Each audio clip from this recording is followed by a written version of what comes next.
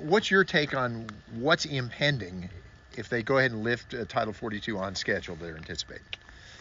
Well, let me say we're down here in Douglas, right? I was visiting the port of entry, which is so important for our economy here in Arizona, southern Arizona, but also Arizona in the southwest. But to answer your question about Title 42, I would say right now we have a crisis on our southern border. We have about 7,000 migrants a day that Border Patrol has to process and in some cases temporarily house.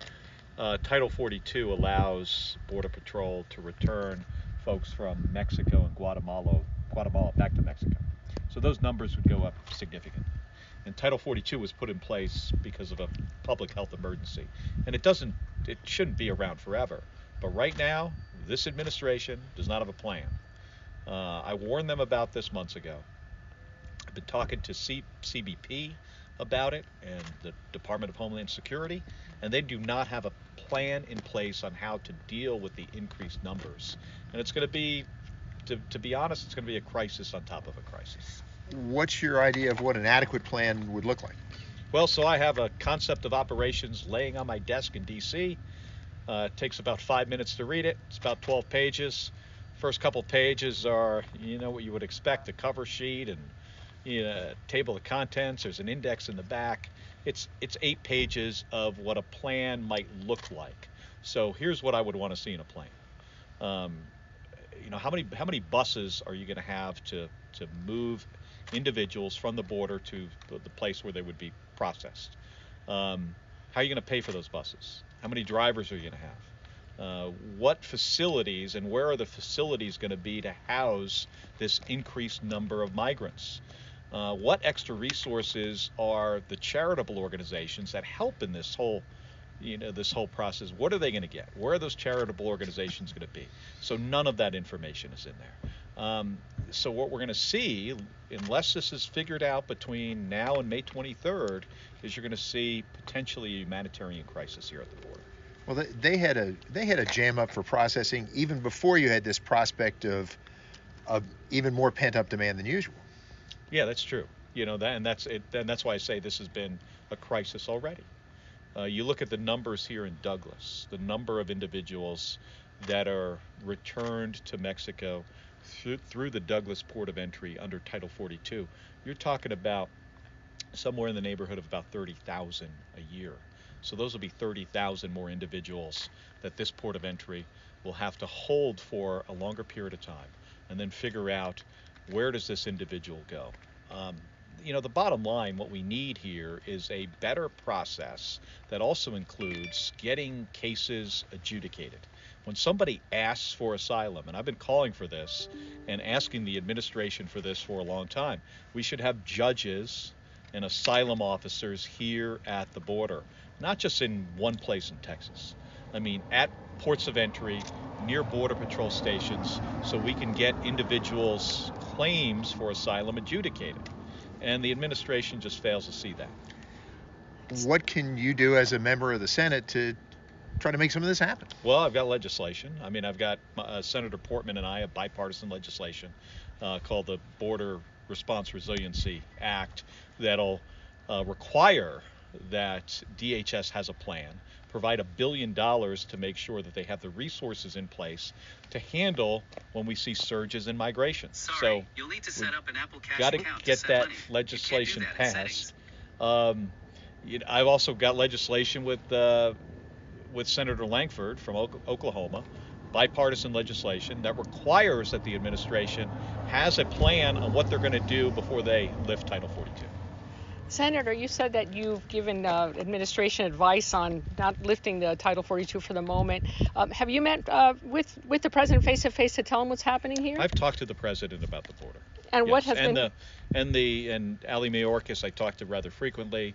The Secretary of Homeland Security, I've shared this with him. So I've shared this with the administration. And what has been the reaction, pretty much? So far unacceptable. I would say they understand that they might have an impending problem. I don't think they've come to the realization of what level it will be and that it could be a humanitarian crisis. This isn't good for the migrants. I mean, it really isn't. I mean, folks, we want folks that are coming here and asking for asylum to have a humane process that is not years long. It should be rather organized and in a reasonable period of time. But when we're anticipating the number of folks that are apprehended at our southern border to go from 7,000 a day to 18,000 a day, Border Patrol is having a hard time dealing with 7,000 a day.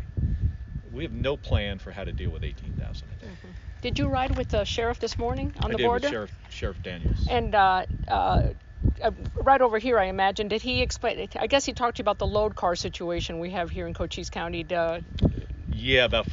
talked about that. Okay. And we were even looking at some of the advertising that these organizations do to recruit what are often high school students in Phoenix to come down, and they get paid, potentially a lot of money in some cases. In some cases, they're not paid anything to move folks from here, further north in Arizona. Yeah, that seems to be an issue that's pretty bad here in Cochise County. Is the administration Very aware? dangerous. I mean, they were talking about that, and what do they, have to do to, to reduce the likelihood of folks getting killed. Yeah. In high-speed chases. It's a dangerous situation. Very. Especially when you look at the level of bureaucratic inertia you could run into on this thing. Well, May 23rd is real close. I mean, that's everything in government, right? I mean, Washington does not move at the speed of the space shuttle, which is what I used to, fly. It's not 25 times the speed of sound. I mean, it is slow. Everything. I mean, I've called for Homeland Security to close some of these gaps that are down, especially in the Yuma area. Morales Dam, gap in the wall. It's like a 60-foot gap. You have border wall. I don't know if we can see it from here, but miles in one direction, miles in the other, and then you have a 60-foot gap. Just close it up. I mean, the wall is not everything we need for border security. We need the cameras, the sensors, and I was, talking to the Border Patrol chief that runs the Douglas facility here, and it's an all of the above approach. Border security means you got to have more agents on the border. You got to have lighting. In some cases you'll see the truck up here. They'll have a radar on it that can detect individuals coming across the border. Sound sensors, camera systems, the wall system, where it makes sense to have that. It doesn't make sense in Guadalupe Canyon, as an example, off in that direction, a number of miles. It doesn't make sense everywhere, but in places it makes sense. You need it to work. And all those things together make it easier for Border Patrol to do their job. Have you been taking some heat from your fellow Democrats for asking for a hold on the Title 42 lift? Heat? No, I mean, however you want to describe it. They've got different opinions about this. I certainly do not agree with all the Democrats in the United States Senate, on this issue, but also on a lot of other issues. What do you think are the chances that it will be lifted or not lifted? I know you. I don't know. If we get this legislation passed, which is a challenge, right? To have the votes, to get it to the floor. I mean, the United States Senate can only seem to do one thing in a week. I mean, in a week, one thing. There's not a lot of multitasking going on in the U.S. Senate. If we could do more in a week, I would say there would be a path, but we're going to keep pushing it because this administration should not lift Title 42 until they have an adequate plan. I mean, I come from a world where you plan for the expected, and then you also plan for the unexpected. You have contingency plans. There's no contingency plan here. Why is that?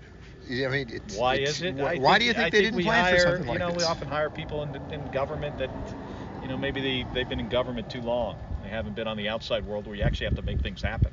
We have to accomplish a mission and a goal, and I think we often lack that in government. Because, I mean, they knew they had a backlog even under normal circumstances without Title 42 stacking them up. Right. Yeah. So. Yeah. So it's